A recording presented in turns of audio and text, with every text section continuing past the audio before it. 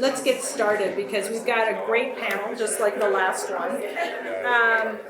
And we are going to pick up a little bit on the topic of community continuum of care. What does that actually look like?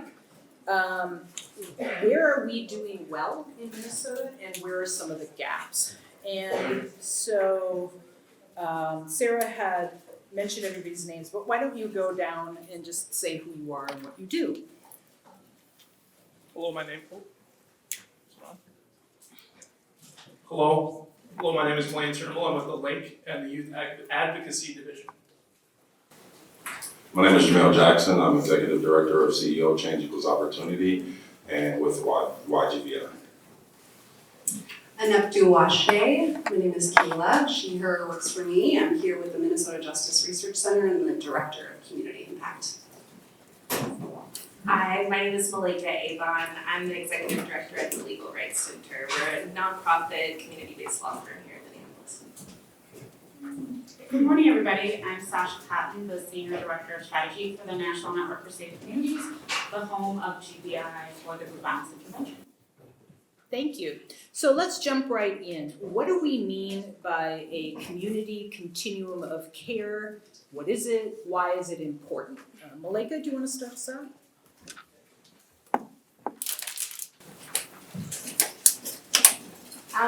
I think maybe we should just take a deep breath and center. I thought the last panel was just really incredible, so thank you all for speaking and sharing your wisdom. I'll just invite a deep inhale with me, inhale in, and exhale out. It's grounding for me when we talk about community to be really settled in my body, because when we talk about community, I'm thinking about care and love for our young people, and so when we end this conversation today, I think as we're discussing the needs in a continuum of care, we should really focus on that part. And so when I think about a community-based continuum of care, I think what we're talking about is having the resources accessible for youth and families at all points of need that come up in typical and atypical youth development. We're talking about proactive resources, the regular sorts of investments in safety and well-being and health, making sure that our families and our kiddos have adequate housing, employment, schooling, so that they can feel safe and connected. And then, as the last panel talked about, during this period of adolescence, when risk-taking behavior happens, when young people are trying to figure out who they are in the world, we've built communities with that expectation that that's going to happen. So we have opportunities for young people to experiment with who they are, to learn more about how to be accountable to one another, to be in healthy relationships. And then for that small proportion of young people and families who need our deepest levels of support, that's also deeply rooted in our community as well. We're not shipping our families and our kiddos away when that need arises and emerges. And so I'm sure we're going to get more into this in this conversation today, but either we choose as a community and as a state to invest in allowing community and families to hold that care for one another, which means investing in community-based organizations and in individuals to do that work together. Or we say, as we have been saying, that the system can do it, and if we're gonna say that the system can do it, then the system needs to do it well. And so then we're investing in the appropriate interventions, but also supports there that our systems face. Anyone else want to chime in? Don't all speak at the same time. Well, we want to create space for a number of questions that we have, and also questions from the audience. So not everybody needs to chime in, but Kayla, do you want to jump in? Sure. Thank you for the call to collective breath. I think I heard you talk about responsivity, right? And then a piece around really centering community. And I think what comes up for me is a very basic principle that often we miss. And that is just receiving and believing the experience of families and young people. And so when they call and they say, I have a need, you don't go, well, will you do this assessment so I can demonstrate your level of need and I can make sure actually by criteria your need is relevant, right? We receive and believe their lived experience.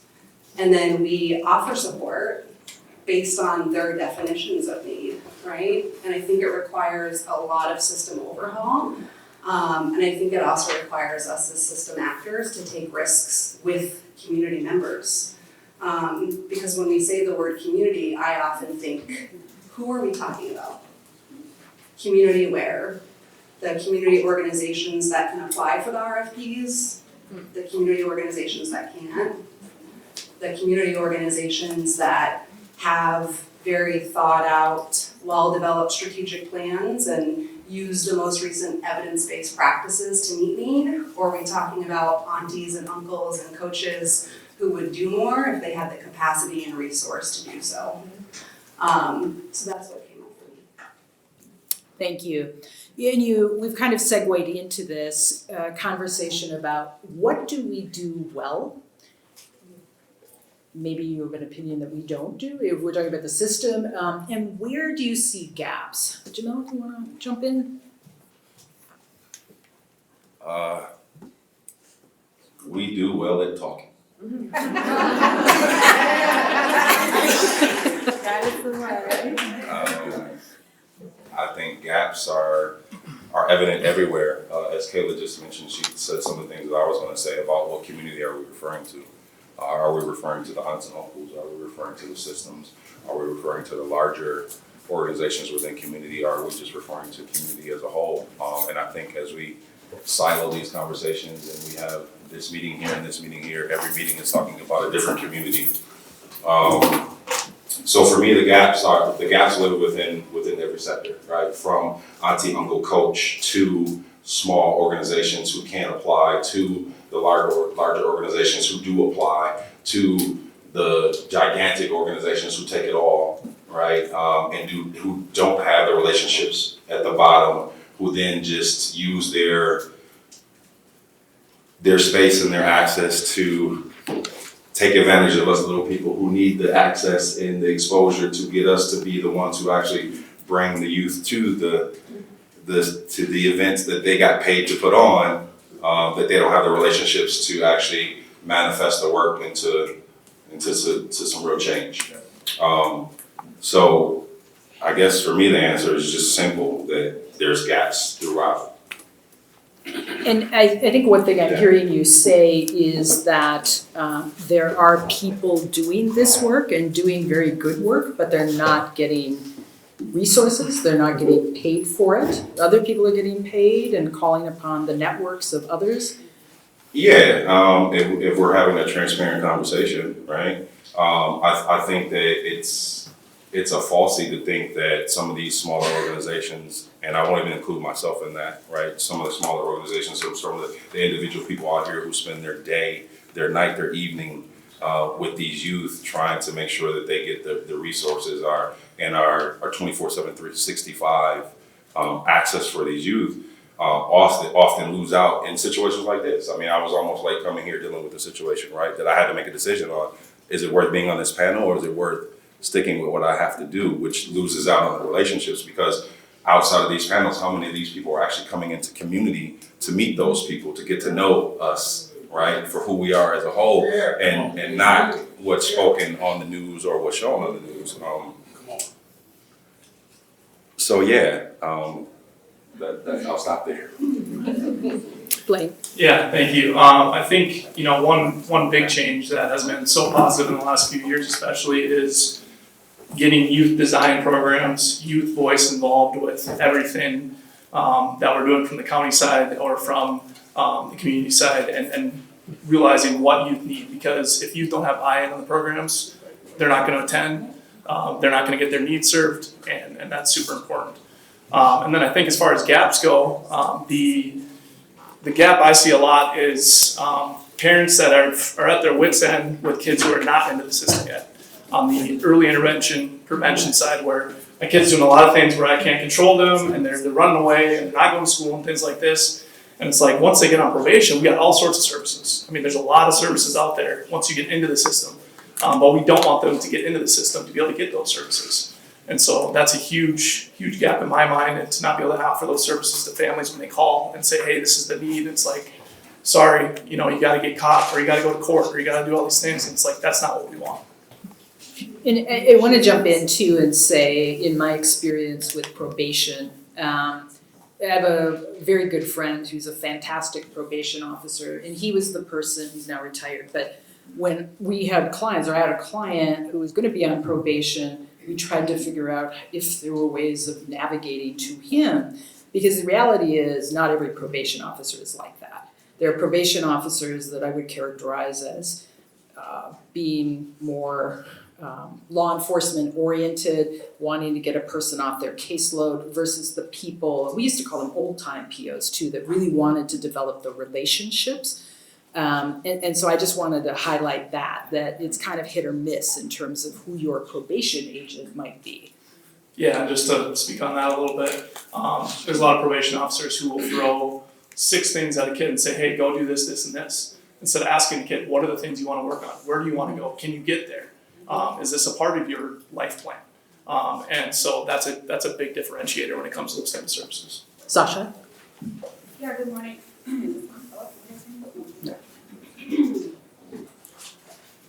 Okay, so as I'm listening to the panelists and just thinking, as someone who's worked in government and who's been a probation officer, but even just really as a parent and a grandparent probably at this point more importantly, is that the relationship that community and government have is punitive, right? That most of the time, we enter into relationship with government because something has gone wrong. And that seems to be a major gap, and that's across systems. Even when we think about educational systems, most of the time, increased services means something has gone wrong, not that people just need stuff, right? And that's not necessarily as true when you get outside of the urban densities. As someone who has experienced schools both in the urban densities of the Twin Cities and suburban districts with my own kids, it is really different.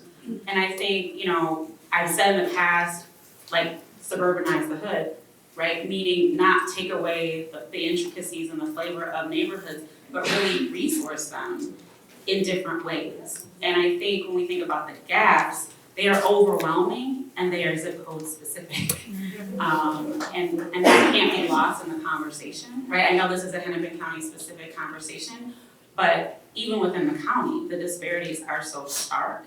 And our young people suffer often because their parents don't have the access, the insight, the ability to advocate for them the ways that parents who have more time, more money, more resource, more knowledge, not more passion, not more care for their kids. And so I really do think that as we think about this conversation, when we talk about resource and relationship, we have to think about the punitive nature in which most people, particularly urban and people of color, enter into those relationships with government in a way that is not welcoming or inclusive, but really is a consequence.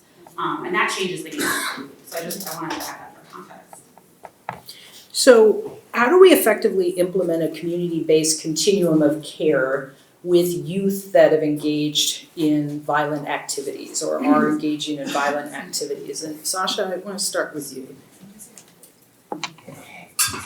Yeah, so I think it was said earlier that we know, learning increasingly more about brain development of young people, that frontal lobe is not developed until our early 20s. And so things around risk and judgment and good decision making are less likely for all young people, right, to varying degrees because their brain is not fully developed. And exposure is such a huge part of what goes on. So from a prevention-oriented standpoint, we really do need to be thinking about what kids are exposed to both in the home and in the community, because it gives us some predictive information about who needs not intervention that is focused again on consequence and punitive nature, but on love, care, consideration, really jumping in and being able to wrap ourselves around those kids because they are technically more risk for emotional irregulation and having feelings that could lead to bad places.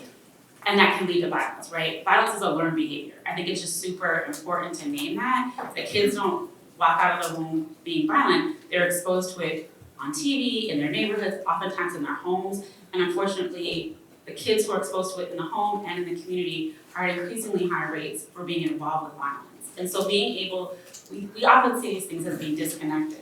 But if you know that kids are living in a home where domestic violence is prevalent, and they're also living in a community where violence is prevalent, we should be paying really close attention to those kids and not saying, oh, you're gonna be the next perpetrator of violence, but that we really need to love on those kids, right? So from a prevention-based standpoint, That's really important. But just like violence is a learned behavior, it can be unlearned. Yeah. And the only way that we unlearn it is by giving young people the tools that they need to manage their emotions, to navigate the conflicts that they're having with real skills, right? So conflict resolution very, very early on becomes really important, providing them with the adequate role models in schools, in communities. And I think we overlook the fact that those can be paid positions, right? Like, we can pay people to mentor young people, we can pay people and pay them well. You know, oftentimes we think of those jobs as sort of entry level, but the unique skill set that, you know, violence interrupters and case managers in systems have sometimes is greatly devalued because it's not academic, it's not, you know, hard skill based. But the soft skills required to help young people navigate through the tough stuff is often through lived experience. And it's really difficult to acquire and really important to insulate. And so to me, it's really about looking at our community and our community structures that have historically worked. We haven't seen the increases in violence that we're seeing over the last 50 years in most Black and brown communities ever, right? Like, these are phenomenons that are rooted in systematic oppression and the challenges that communities are experiencing. And if we go back to the roots of what have worked, which is collective impact, compassionate accountability, community holding itself accountable, and Jamil knows this because we've spent so much time working together, but the group violence intervention in Minneapolis has really been modeled after a family system, right? That we provide young people who may be missing that extended family network with the aunties and uncles and cousins that they haven't had because they moved, because they're out of touch with family, to hold them accountable. And sometimes that does mean sitting down, right? So I don't wanna exclude the idea that sometimes kids need corrective action, but that should be done with compassion and accountability, and not harshness and brutal treatment. Jamil, can you jump in, please? Yeah, I'd start out by saying that violence is the voice of the unheard. So, listen, we have to listen. I run a basketball league, men's and youth. We have about 300 plus males of color that participate in the league, and I often hear rumblings from the park board about the tension within the building of our space, and I have to explain to people that less about basketball and more about creating a space that our Black boys get to vent. They get to yell and scream, and you hear, "I'm a dog," I hear, "I ain't seen my kid in a week." You hear, "Fuck you, nigga, I'll see you outside." I hear, "I'm still sleeping on my mom's couch and I feel inadequate," right? And so in creating these spaces and having this level of infrastructure that comes from government that stretches down, your question was, how do we get this demographic of youth to be engaged in this? And we have to listen. We have to create the spaces that allow them to have full ownership of that space, right? And it's not data driven. And a lot of the spaces that are created for these youth are created based on the data, right? The link in my organization, we often fight over these youth right now, being transparent, right? Because of the data. Because I have stipend-based opportunities for the youth that we serve. And our days and their days are the same days, right? And so now that youth has to choose between going to a court-ordered, right, program that, and I can't speak for whether he's getting or he's not, and I believe that most of the youth are getting good things out of that. My brothers and my dad work for the link, so. But then also with us, right, they're able to come and get to work with us. And so I own and operate a few businesses, and I only hire youth and felons. And so kids get to come to work with me on my job sites, my personal job sites, my construction job sites. They get to go to auctions and buy cars and sell cars and drive them all over the country, and see the fruits of their own labor from that, right?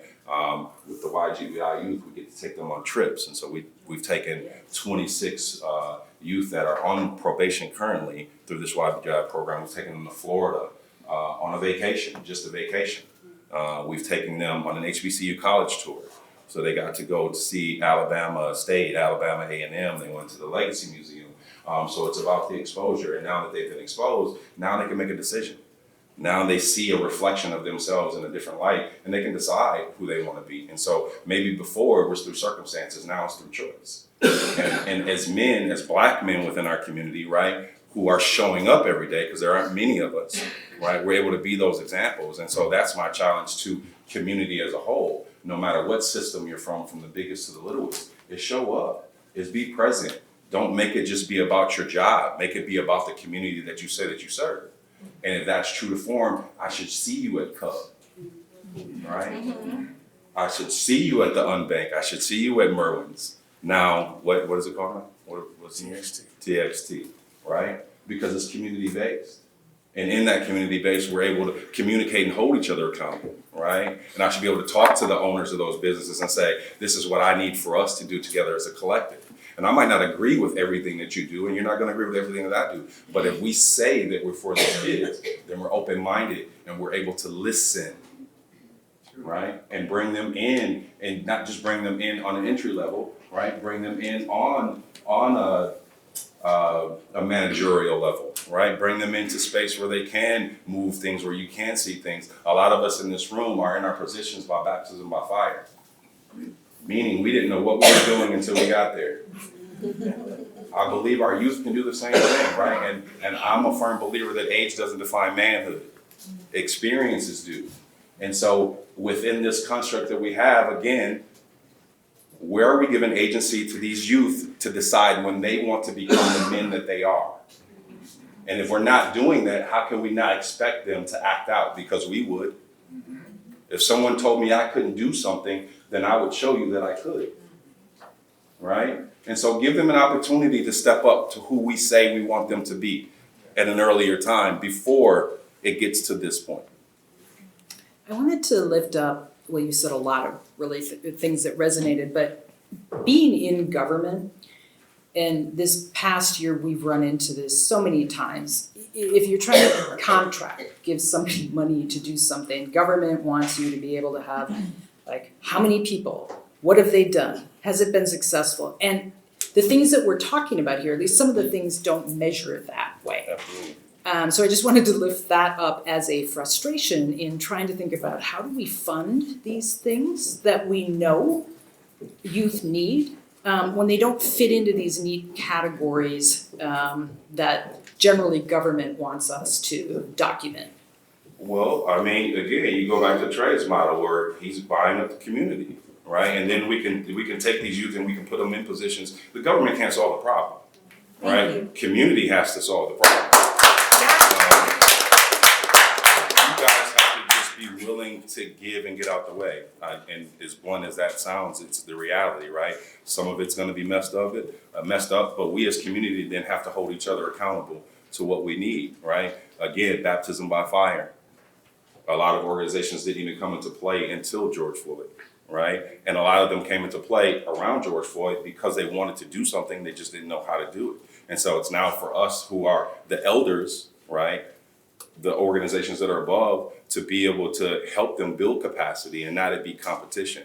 And RFPs are a competition, right? And so then you force people because of money, right? And myself, I have employees. I have employees that I need RFPs to fill, right? And then sometimes, depending on how deep you go down that rabbit hole, I might now have to start putting on that paper stuff that I'm not necessarily good at so that I can make sure these people eat, right? And I think that there is another gap that we have to fill. But I'll go back to my point of grabbing the mic again, was about self-sufficiency, right? We can build self-sufficiency within these programs, within these grassroots programs. There's no reason why between city and YGVI and these programs that we have, that there isn't a relationship, and here's the gap, where my organization is taking these kids to do the turns at the HUD properties, right? Like, we're cutting the lines of these empty lots, right? Like, or making it mandatory for the companies that are getting these contracts to have some type of stipulation to where they're utilizing these youth, right, to be able to build the community back up and to see the beauty within it and not from the lens of the way they look, which again is the essence of why we need to get them out of this area and take them somewhere to see something else, right? I would state that if any person got out of incarceration, they would need to heal first before they can reintegrate themselves back into any form of life. And we're not giving these youth that opportunity. We're forcing them back into society and we're putting restrictions on them and we're putting expectations on them that they haven't had to meet for some time. Kayla? You said a lot. Gosh, it has me thinking a lot about a couple of points that you brought up and then some that I'll add that I think are really critical. We sort of named this curiosity about data and measurement and how do we think about and define success. And I think we have to ask different questions. I think we have to really interrogate the way that we think about functioning. So we heard a lot earlier today about neuroscience and risk-taking and what it means to be an adolescent. And we have to really interrogate why when one person who looks a particular way and risk takes gets labeled one thing, and why when another young person who looks a different way, risk takes, gets labeled something else. That stories are data, and we have to really push back on this idea that there are singular ways to measure success, because that is rooted in whiteness. Yes. And those of us from communities not of whiteness understand there are a lot of ways of knowing. And so we need to work really hard and get really curious about how we do that in different ways. The other thing I'll name is there's this piece that keeps coming up about community, and one of the things that I hold is I continue to see signs on a lot of businesses that sort of restrict the number of young people who can come in at a particular time, right? And there's a million of examples of this across the city. But what I hear is that you aren't welcome if you are at this chronological age because you are risky. And so there's sort of an assumption in the question itself that one, community wants these youth at home, and two, that we're ready to have them at home. And I know there are a lot of people that would say, yes, we are, but I think we also have to think about business owners, people who aren't and don't know those young people by name. And so for me, it brings up this piece around community education. So when we think about programming and supporting young people, back to your question, that 20% of youth, that way less than that we spend 80% of our time in meetings about and talking about, if we want to program them in community, we have to do a couple of things. The first is engage with their actual community, right? Their ecosystem, their aunties, their uncles, their coaches. We have to resource allocate like crazy, so because it's gonna cost some money. We gotta spend the money. We gotta make sure that those informal supports can be there consistently, that they're not missing basketball games because they gotta work 2 jobs, they're not late for meetings because they gotta take 3 buses. A bus token is not accessible transportation, y'all. It's not. So we have to do resource allocation differently. We also have to do a lot of capacity building, right? And as professionals, we have to shift our mindset. I am not the subject matter expert here. My job is to support the informal supports in that young person's family, because in the context of those relationships, that's where sustainability is. Sasha, you were talking about like emotional regulation earlier, right? Those executive functioning skills happen in the context of attachment. That's what we heard the last session, right? They happen in the context of relationship. And when I get off at 5 p.m. and shut off my phone, because I have a family in a little, and I can't respond to your call, then we lose the opportunity to serve that young person and we lose credibility. And so families and young people need resource, basic needs met, small teams who can provide around-the-clock care, and then folks who are really focused on not leading the care plan, but supporting the uncles, the coaches, the small folks who can't apply for the RFPs in doing the work, because that's where sustainability is. Sasha? Yeah, so in thinking again about government, I hate to keep on coming back to this, but what we're talking about is really revolutionary in the sense of trying to serve people the way they deserve to be served, right? As like an actor in government. And this is a community piece too, because we ask for representation inside of community, right? Or inside of government. We say, we want our people, our voices to be at the table, and then sometimes when they get there, we turn our backs on them, right? Sometimes once they get to the table, whether it's through contract or through employment, community's like, oh, well, you're on the inside now, are you really for us, right? And so I just wanna sort of add that to the conversation that when those of us who are in those rooms get in those rooms, we need to be transparent and communicative about the needs of our community. But we also have to relay that information back to community and how we're engaging, because otherwise we do look like we're not being transparent. But the only way we can get what we want is through an inside-outside approach, right? There's gotta be antagonists on the outside in community. You know, we can say things like, we want government to be a part of community, not apart from community, right? But it doesn't really work that way. Like, it's just, as much as we're working really hard to change our government structures, it is unlikely, I will say, in my lifetime, that government is going to change in an overall kind of capacity. And so if that is the case, how are we working in existing systems to benefit our communities the best ways possible? And I think that requires having people on the inside of it. And that is sacrificial. And we need to think about how we support those folks who are inside, and also, because we talk a lot about how we support the community, and that is absolutely essential, but part of that support is ensuring that folks in the community are at the table. And that means they have to be sometimes inside of government, and they need a ton of support. I know there are a number of folks I see in the space who work in government, and that is a huge burden, and I just wanna say thank you, because advocating for young people on the inside of government is a whole different beast.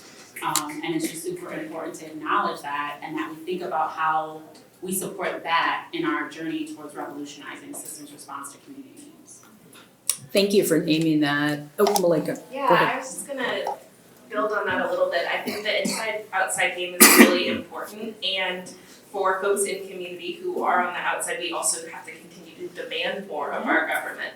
I mean, when our legislature says, you know, in the first day of session, the big issue they're gonna tackle is how to make sure that prone restraints can happen to children in schools, like, that's ridiculous, and we as a community should say we don't support that. If we are saying that, you know, in our communities, we have the resources or we need more resources to be present for children, then we should be yelling this every day. It shouldn't just be in these symposiums, like, up here in open book. Like, if we are worried about our young people, if we care deeply about what our futures are, then we should be demanding that our government talk about it every single day, and talk about it in the narrative that supports our lived experiences and values and cares for the young people in the way that we believe they should be. So not continuing to perpetuate a narrative that our kids are dangerous or that our communities don't have what we need. Instead, looking to the resources that we know our communities have, or the resources that government has that could be going to community, and saying, we're not in a low resource community. Here in Minnesota, we have a lot of resources. And the children that we're talking about, both on the highest end of need, but also in general community, we're talking about a handful of kiddos in the youth justice system. We're talking about 5 kids who were certified as adults last year, or 150 kids who were eligible for this carded auto theft diversion program.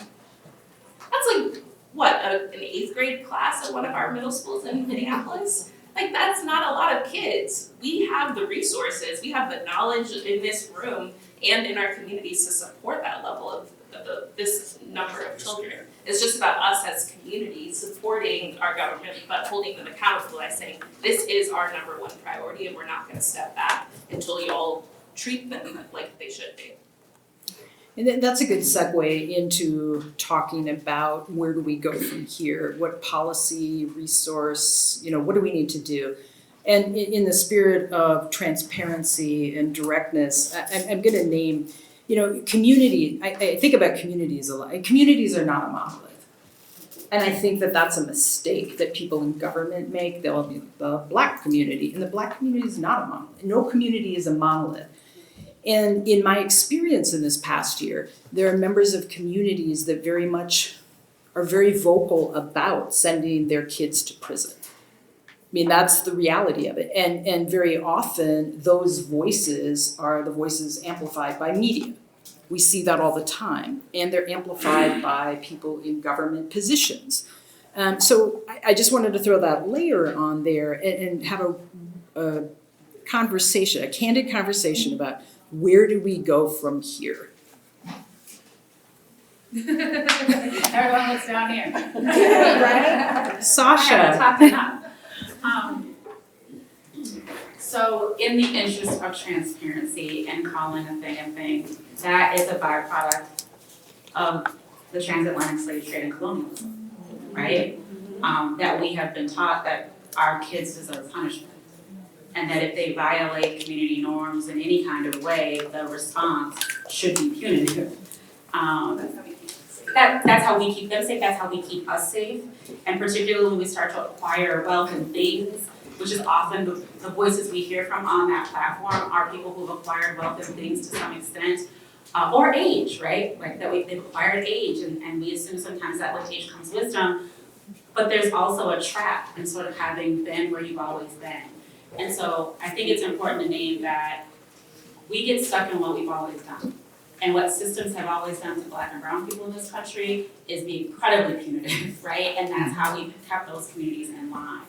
And sometimes people in our community benefit from that. And we call those, I don't want to be accusatory, right? So I don't want to name call, but we call those people things like overseers, right? Or cooperators, right? In community. And that is still a thing. And so we have to do what's right even when people who look like us say it's wrong. You know, sometimes there will be voices within our own community who will say it is irresponsible to work with kids in community. And that is just untrue, right? There are ways to work with kids in community and keep the community safe. And we have to explore what that looks like beyond what we've already done, right? And part of it is that we're really scared of our kids. We haven't taken the time to get to know them. As we get older, we're less likely to engage with them, particularly when we get beyond the age of parenting, right? When we're no longer parenting and the kids are no longer the age of our kids, we lose touch. And those young people can look really intimidating unless you take the time to get to know them and understand their struggle. So part of it is really knowing your own community, knowing the kids on your block, volunteering at schools. I mean, I have historically said, you know, parlaying this back to policing, police should be required to volunteer in their community. Because how else will they know the people that they're serving, right? I mean, when you're just surveillancing people, you can't really build relationships or get to know them. So I've said a mouthful, but I think it's just super important to draw the lines back to where that comes from because it allows us to deconstruct some of these systems that inflict this kind of harm, and then to really think about what compassion and accountability for kids looks like. So if and when out-of-home placement is necessary, what does it look like, and how does it rebuild young people and their families in a way that allows them to integrate back in the community in a way that is healthy and sustainable? I worked at Red Wing, and I transitioned kids back to North Minneapolis, and the first thing that I would do is stop at a bagel shop. Most of these kids had never been to a coffee shop, had never had a bagel. You know what I mean? Like these very basic life things that we take for granted. It just hadn't happened, right? And it certainly hadn't happened for the 18 to 24 months that they had been sitting down. And so thinking about those very small ways to reintegrate back into society are milestones sometimes. And I know Jamil's doing some of that kind of work, but how do we ensure that when young people are in placement, I guess, because we know it's gonna happen, unfortunately right now in our current system it's gonna happen, how are we keeping them connected to community? And how are we holding elders in our community accountable for their rallying cries? Because they really do agitate the media in a way that overrepresents their voices. And if we're not there to counter it, what the masses really think is not heard. Malika?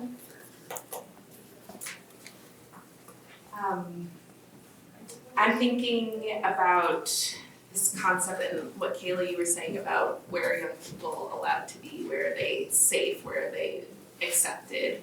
And the city of Minneapolis has been doing work to become a child-friendly city. I think it's like a UNICEF maybe designation. And so I think to get there, that is a mindset shift that each of us has to have. I think that there are organizational shifts that have to happen in private business, in our public institutions. And then I think we have to really root in the reality that conflict and harm is just going to happen in our communities and all be better at doing restorative work with one another. And so that can be like at the gym in the basketball game, but that can also just be when we have conflicts with our neighbors and how we model that for our children, how we encourage our children to handle conflicts with one another. I'm thinking about other work too, thinking about like our built environment here. California recently did a lot of work to restructure their youth justice system, closing their department, their state department that was overseeing all of their youth correctional facilities. And then lots of communities out in the Bay, San Francisco, Oakland, they're really thinking about how do we repurpose these spaces that were once correctional facilities, places of harm, into centers and spaces that can be safe and healing for kiddos. And so, you know, in our Twin Cities environment with the closure of a number of recent correctional facilities, what would it be like to repurpose that land, to give it back to community, and to build at the center a community that's really rooted in care for our kids? If that was what our urban planning was all about, if that was what our city planning was focused on, that we're gonna have these tiny humans running around, what do we need? Then I think we would build a different built environment around that, and I think that's something that we should advocate for, and that we can each do in our own neighborhoods as well. Blaine. Yeah, I feel like you're feeling neglected here, so we want to hear what you have to say. Resources, policy, practice, what would you like to say? Yeah, I think I'll go back to the youth-driven policy, youth-driven resources. And, you know, the group that Malika leads, that she brings youth into, and to talk about what do you want to see come, you know, February when we're talking about legislation stuff. That's super important to get that input. Listening to the panel before this, you know, hearing experiences from people who have been in out-of-home placements and talking about what do we need to do in those placements. I think those are huge as well. I was at a CJJ conference, I think last year, 2 years ago, that Vermont stood up and said, we just shut down all of our out-of-home placements. We have no residential treatment. We have no incarcerated youth in the state of Vermont. And I was like, that's amazing. That's a small state. I get it. But it gives us all something to shoot for. Yeah, very white state as well. And so there's all that, but I think it gives us something to really strive for within the state. Jamil?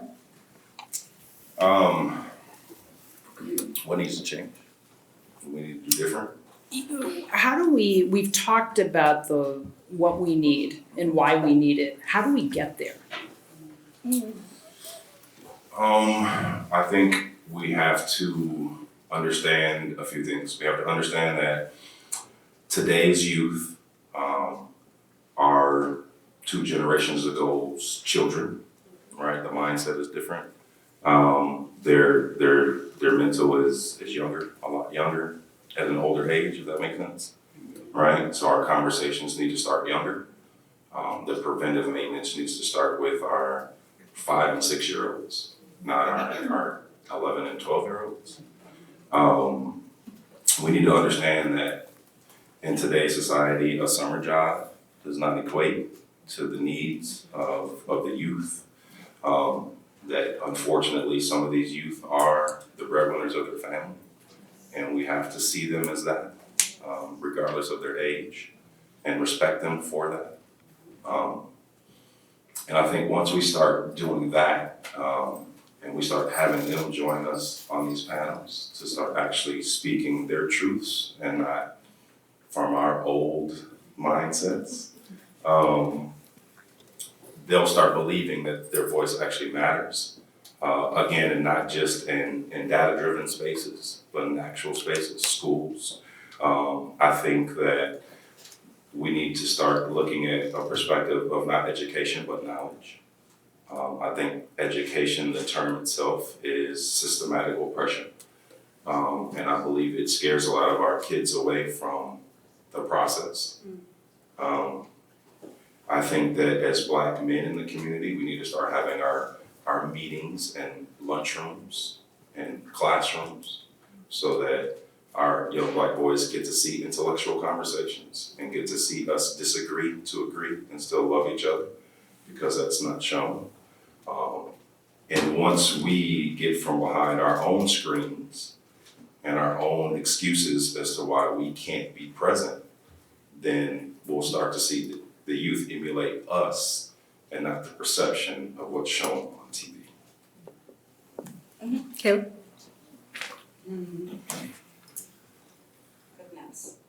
I was sort of reflecting on some of the experience that I've had the honor and privilege of bearing witness to with young people I've worked with, both in residential care settings and probation settings, and even just in my own community back at home in South Dakota. And I think one of the things that oppression does is it really flattens the horizon of what feels possible. Right, the adults in my life were, really struggled with addiction. They were incarcerated or they were social workers. So I'm a clinical social worker who works in juvenile justice, right? I stepped into what I saw. And so there's this piece around possibility that's so critical. And somebody mentioned earlier, we talked about community, but there are a lot of families and parents who come screaming, please help, punishment is safety. And so we need to allocate resources differently. We need to receive and believe, and base systems of support around need, not eligibility. And we need to, as system actors, spend our dollars in those communities. We need to send our children to school in those communities. We need to support those communities.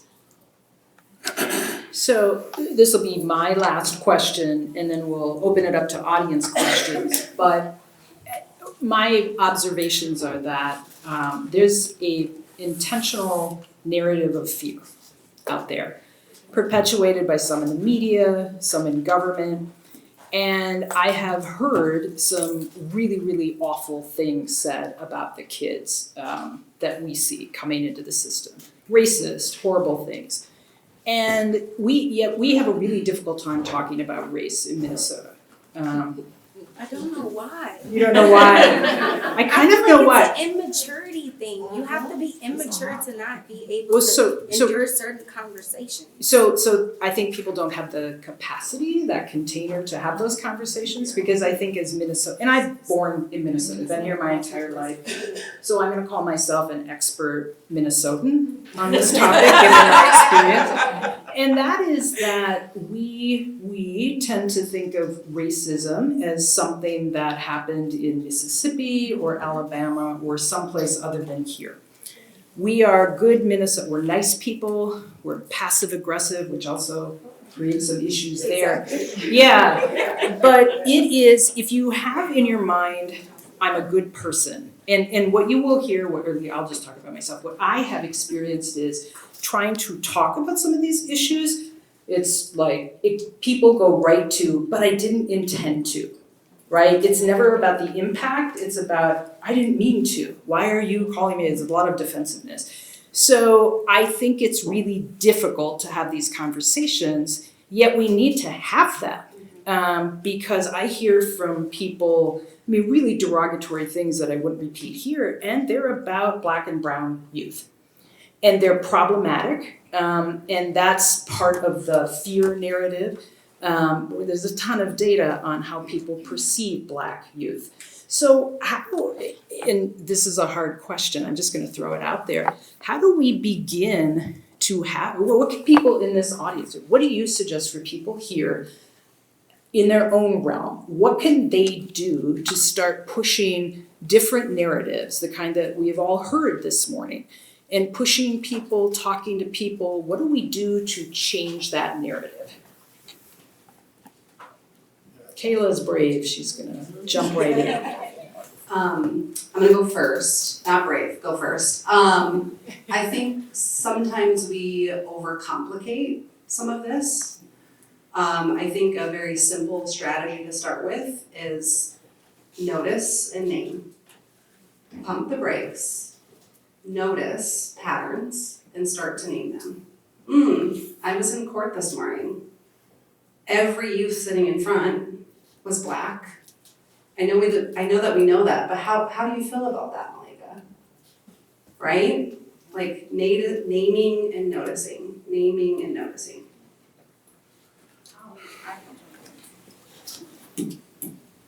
So, to your point, right, we are very uncomfortable in Minnesota talking about race and race relations.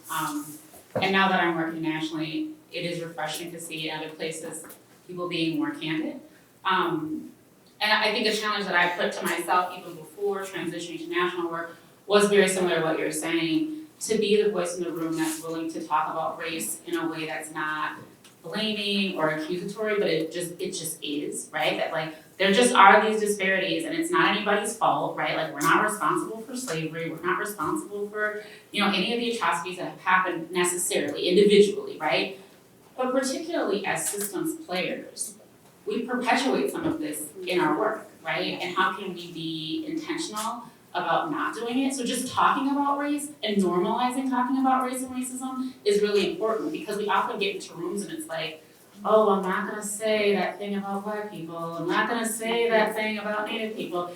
And if we don't name it, it just makes the problems bigger. So I think that's one thing that everybody can take on as a responsibility, is naming it. Like, just when you're in the spaces saying, yeah, there seems to be a disparity here. Yeah, this seems to be racially charged. There seems to be, prejudicial concepts here that we should maybe explore. And they'll get more comfortable. They'll get more comfortable the more you do it. One other very practical thing I think we can do is talk to young people about race, because they're having conversations about it all the time, and especially since 2020 in a way more nuanced way than I think many of us were having when we were their age. And so having conversations with young people, with white youth, with youth of color, and listening to them as they are going through their own developmental identity development too, like, they can teach us a lot. And if we are bringing them into the spaces with us, if we are encouraging conversation when conflict is arising, I think it can be really powerful. In many of our schools, right, young people are like struggling regularly with racial tension and racial conflicts. And there is this, because of maybe the ways that we were taught to talk about race, there's this desire to like keep kids separate or keep people separate when conflict emerges. But the young people are trying to lean in, and they're trying to hold one another accountable. And so I think if we watch them, if you talk to a teenager in your life about how they're understanding their own racial identity or the conflicts in the world, you'll learn a lot, and maybe we can practice with them the sort of more transformative ways to be in relationship and community together that they're modeling.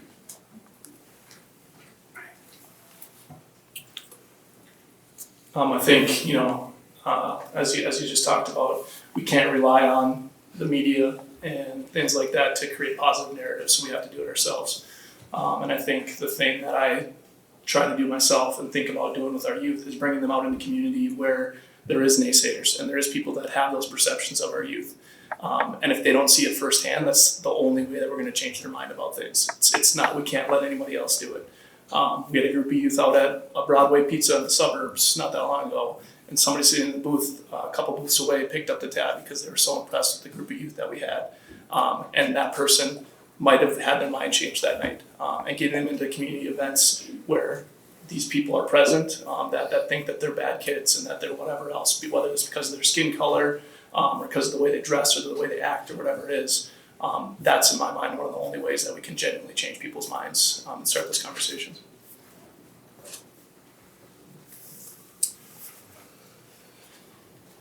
I'm struggling with how to answer that question.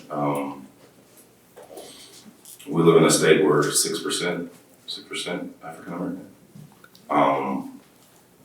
In a country that 1865, 13th Amendment was written, and we're in 2024. With my youth, I guess, for other people, the conversation's the same. Show up and see who they are. Have a conversation with them, and you'll realize that they're babies, right? They're soft. They want a hug. Society has forced them to play this hard role, right? Again, when we take them on these trips, we're taking every gang in the city. We don't tell them that they're going with the other gangs. We tell them that you have a choice. See what's on the other side or stay here. And they choose to come, right? Because they want something different. And they know that. And they know that. Yes. And Dude, we've taken shooters with powerful. shooters. We've taken, you shot my cousin, right? And we have those conversations when we get down to where we're going, when we're on the beach and we're listening to the waves of the ocean and we're able to relax their mind, right? And understand that they want to live for the next 40 years, y'all. They don't want to die, right? And I don't think that's a color. I think that's human. And so,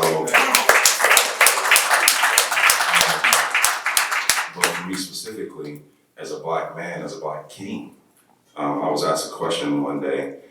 We were in an elevator, we were riding up, and it's typical, it's a small space, people always look down, right? Nobody looks at each other. That's my opportunity to shake a hand, meet a friend, right? Because in my world where I come from, that's how you made it out. Shake a hand, meet a friend, right? When we got out the elevator, I was asked, how does that make you feel when you're in that space full of white people and they can't look you in the eye? You ashamed or? I'm ashamed for them because they're missing out on an opportunity to know a king, right? And so from the perspective of my youth, I never see them from their deficit. I always see their genius, right? There's a study that says that most children that are born, 98% are born at a genius level. So it's our stupidity and our ignorance that removes that from them, right? So our walk with CEO Change Equals Opportunity is to teach them that they are the CEO of themselves, that they are their own brand, right? That how they show up dictates how the doors are open for them. And that's not relative to color. It's relative to who you show up as. And I'm not negating anything that anybody said or that it's not powerful and that we don't exist in it. Obviously, I deal with it day to day as a black man. And even for myself in these positions and showing up like this, I see fear in white people. And so I know my kids go through it, but I'm not gonna spend the next 40 years of my life looking at myself as a deficit. I'm gonna look at the power that I have, and I'm gonna understand that as America, right, as a white institution, has put all these infrastructures in place to keep me looking at myself as a deficit. And that's the game, right? And so once these youth figure that piece out, and they figure out their power, right? Like I tell my son, the same genius it takes you to jump from the free throw line, put the ball behind your back, and make it into that basket is the same genius it takes you to be anything you want to be in life.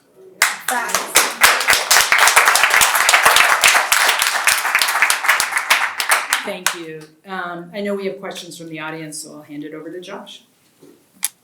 Thanks, Mary. So the first question we've got for the panel is, the need for system change is evident here. What will it take to ensure that fiscal resources are supporting this? I know Jamil and some of you others touched on this, but what does it take to ensure that we have the fiscal resources needed to really enact system change? I'm gonna answer that first. Go ahead, girl. Because it really was, so someone said it earlier, one of you two ladies, the money's there, right? Like, it's not like we're a state that's without resource. So it really boils down to what our priorities are, like what do we care about? And then also, what are we willing to take a risk on? Because our young people are worth taking a risk, right? They're worth the risk. And our systems have been failing us for a long time, on a lot of fronts. And so this work, this progressive work of taking care of young people and families and communities differently deserves the chance to fail. And to fail big, if that's what it requires, right? The only way we're gonna learn how to do it right is to take risks and see what works and what doesn't. But I think we operate in a space of fear when it comes to investing in community, investing in people, investing in young people. We're okay with building roads, you know what I mean? We're okay with building buildings. When we talk about investing in people, it sounds really high risk. We've gotta have the numbers, we've gotta know that it's supported by data, and how do we prove if it really worked? And like, our streets fall apart every year, and we still pay for them. Literally. And so, I mean, why would we not take the same risk on our kids? So to me, it's not a matter of how do we get the resources, we have to convince elected officials or elect different elected officials who are willing to take the risk on them.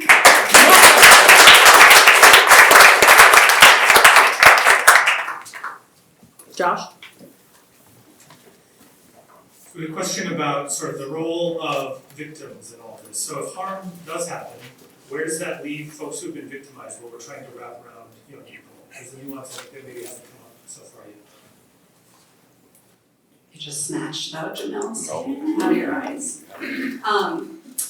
I think there is this very polarizing way that we talk about this work, right? Incarceration or not. Folks who perpetuate harm or victims. And the reality is, I think we all have to practice developing a tolerance for tension and sitting in the middle. And often when I tell folks that I work in system transformation, they will name, well, what about victims?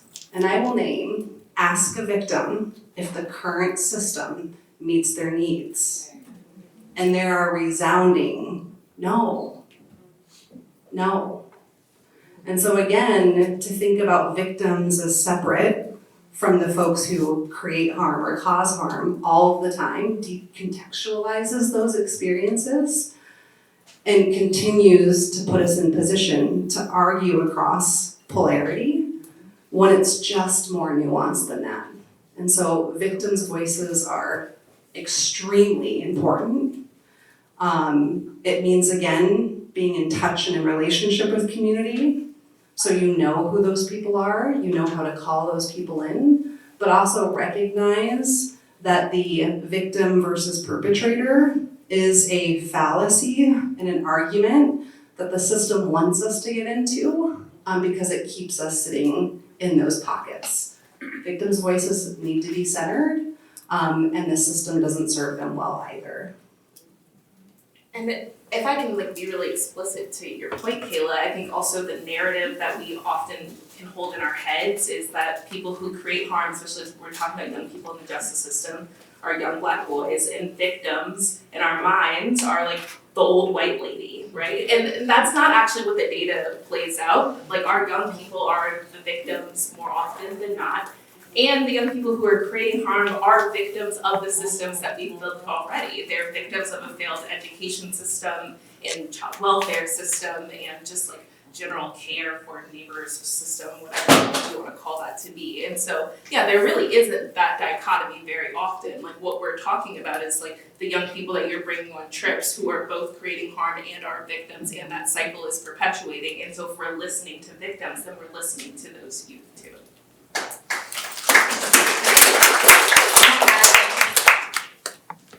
A data piece, and some data has been brought up as a prerequisite for everything.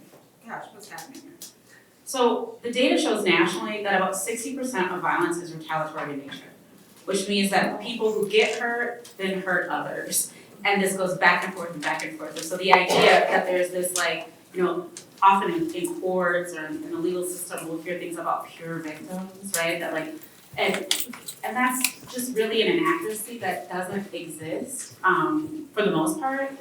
And then also, I always want to contextualize, because I just got to the point of feeling really comfortable about it. As someone who has experienced violence and the prosecution of a case where I was the listed victim, the system fails dramatically in meeting the needs of making you even feel safe, right? So this whole fallacy that systems are designed to keep victims safe and put the bad people away, it isn't real.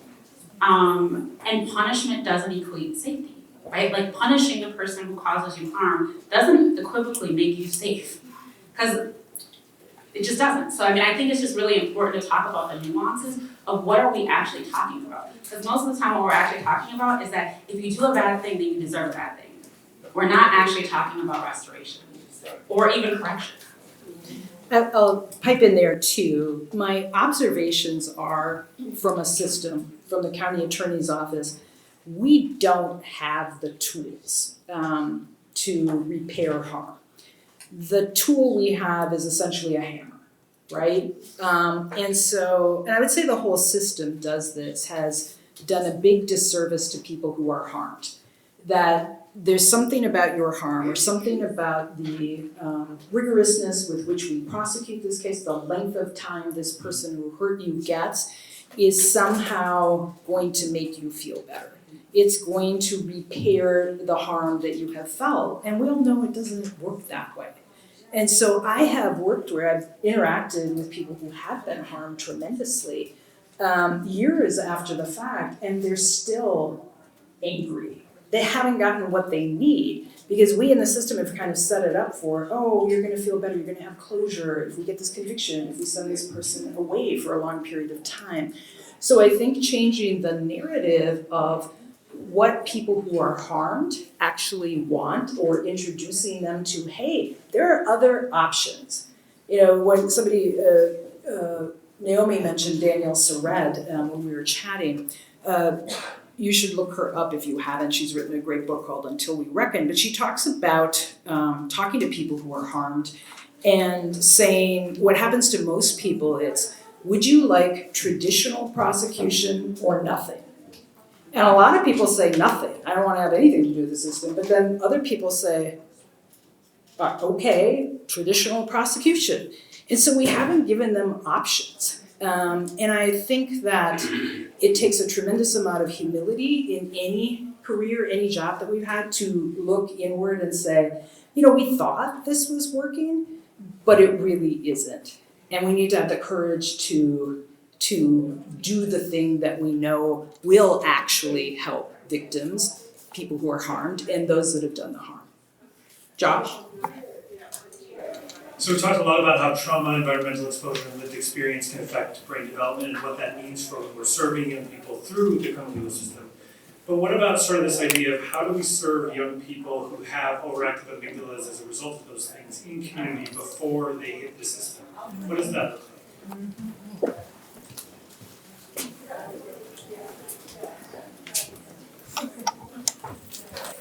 I want to be mindful of the space.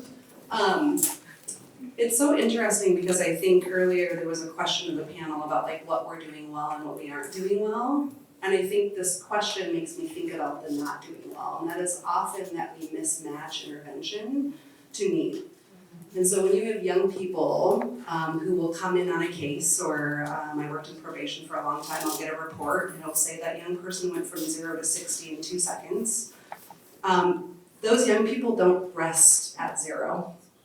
We've done a ton of studies about resting heart rate, around overactive amygdalas. We've done a lot of studies about perception and neutrality and perceptions of aggression in face, even in neutral faces. Trauma really does a lot to the body and to our nervous system and to our brains. And then we ask these young people to go sit down in a group and talk about their feelings. We continuously mismatch what their bodies are primed to do, i.e. their nervous system, to environment. So yep, you're surviving out there, you're making moves, you're doing what you're doing, come into a school and sit down. And when you get up, it's because you're non-compliant. And when you're fidgety, it's because you can't pay attention and you have ADHD. And it's like, no, this is a responsive nervous system. They're being adaptive. And so I don't know that we should expect youth to do anything differently. I think we have to get really clear about what we know about science and then use what we know to develop the environments that we ask young people to be in.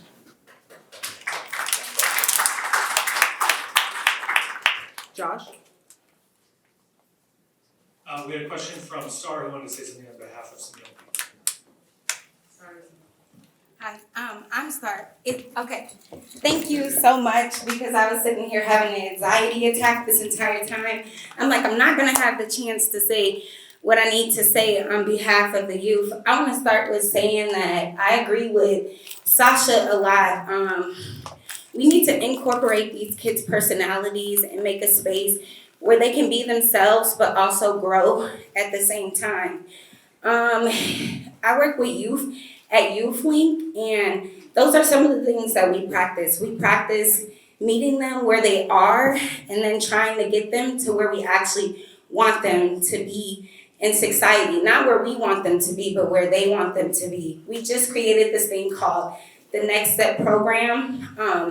It's basically just a program where we start out with getting to know them, getting to know some of the things that they like, and then searching for resources, avenues, internships, financial support, or just whatever we can help with to help them achieve the things that they feel passionate about. I like to believe that everybody here, and even the youth, even the homeless people, everybody has a place in the world, but some of us just don't know our place. Some of us need somebody to take the time to help us find that. So I want to say shout out to my mentor, Nancy Kilbasso, she's the first person that got me into public speaking. That was the first woman that gave me a $1,200 check for me to give a speech at her event to help raise money for other women that were going through things that I had just recently overcome. It's opportunities like that keep you going. This guy here, Tim Peterson, he's actually running for Congress. Like you said, we need new leadership. We need new people to come in and make new ways and avenues. Tim wants to create internship programs to help children from our community be able to serve as security officers and other things like that and be promoted into positions such as police officers or, people that are helping the community be safer environment for everybody. So that's basically what I want to say. Also, I don't know if you guys are aware of the fact that they are trying to find something to do with our 3rd precinct right now. The owners of Hook and Ladder, they just had a meeting and they have a phenomenal idea that they're thinking about bringing to life. But like you said, we're worried about the money. They wanted to build, basically, you know how we have a Somali mall, a Hmong mall. They want to build a mall for African Americans. They want to give a place for those people to feel like they belong. We want to fill it with Black businesses, resources for the community. They have this thing that I thought was really special. They want to build a statue that's called the Heart of Love, and it's going to be made out of granite, and they want to engrave every single person's name that has been murdered in the hands of police. I feel like that's life-changing. That's a game changer, especially for the state of Minnesota. We're known for being Minnesota nice, but lately it's seeming like our community has been everything but that. Us finding money to build things like that are life-changing, that's literally a huge apology from us to our community, which could be a whole game changer, especially considering the fact that where I come from, people think that you guys are against us. And now that I have myself been stepping into leadership roles, government roles, other things like that, I'm just starting to see it from your guys' perspective as well. And I've been trying to take that back to my community and feed that back to my community. But there's so many people that just haven't took the time to do the healing that they need to do. So they're not comfortable coming around you guys. But that brings me back to what Sasha said. It is time for us to stop doing what makes people comfortable and start doing what actually needs to be done.